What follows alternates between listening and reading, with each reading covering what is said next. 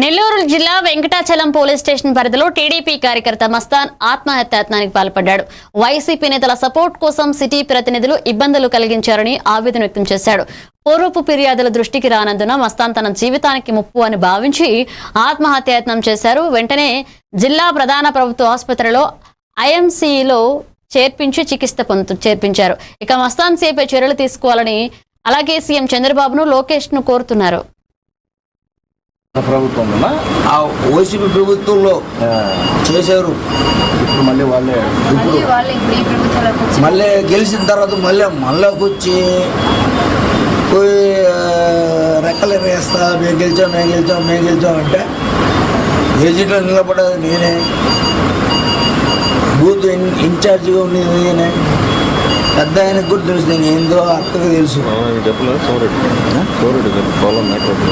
సోమిరెడ్డి గారు చెప్పలా వైసీపీలో ఉండి ఇప్పుడు నాకు ఈడలు ఉంటాయి.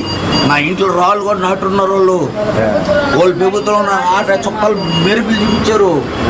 అంగడి పెట్టా 2 లక్షలు పెట్టి అంగడి ఒకరు కొనకుండా చేశారు. ఇప్పుడు గొడవ పెట్టుకున్న వాళ్ళు ఆ బుధ ఒక రాజు పారపు అన్ని డేట్ అయిపోయి పారేసిన బాడుగులు ఆటో ఒక బాడుగు రాకుండా ఆపిచ్చేశారు.